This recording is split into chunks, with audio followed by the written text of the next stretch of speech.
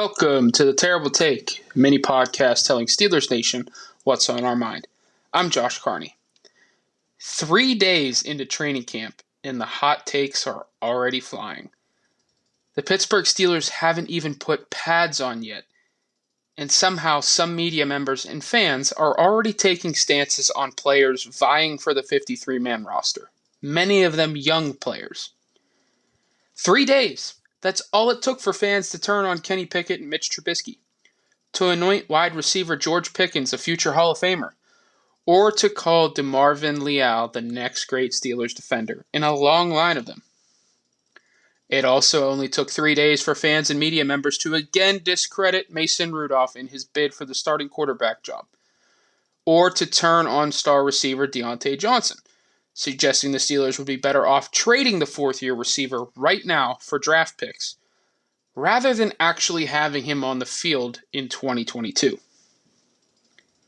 It's okay to be intrigued by a player, impressed with their start to camp, or even disappointed in their start to camp.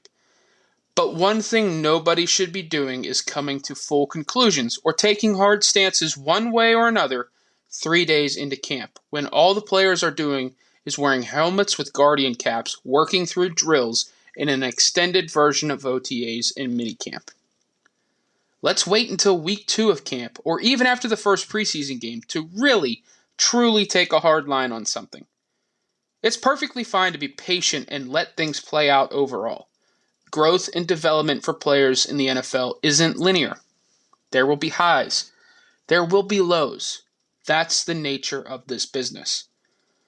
Calling Pickett a bust or a wasted pick after 3 camp practices, or anointing Pickens as the next superstar wide receiver based on 3 camp practices, is a bit much overall.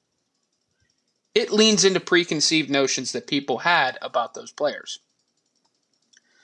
Pickett has struggled, no doubt, and Pickens has stolen the show through 3 practices.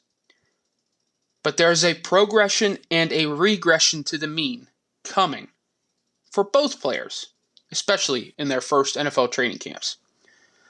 The same goes for Leal, who has looked pretty good overall in the Steelers' defensive line and non-contact drills. We'll see if he can continue to show flashes when the pads come on. The same goes for Trubisky and Rudolph in the quarterback competition, once they start working in pads in live action or in preseason games.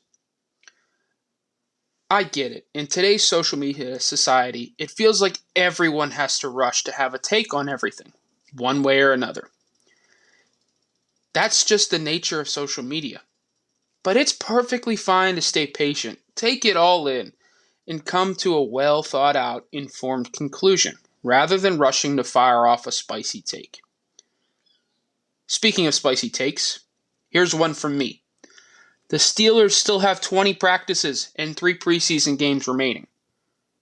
Players are going to make good and bad plays in that time frame, either on the practice field in Latrobe or in actual preseason games, which will determine their standing on the roster in the end. Hot take, right? I know. Stay patient, enjoy the process, and most of all, have a little optimism. Will it hurt? Be sure to follow us at SteelersDepot.com and check out episodes of The Terrible Take every day at 5 p.m. Eastern Time. And check out The Terrible Podcast with Alex Kozora and Dave Bryan every Monday, Wednesday, and Friday.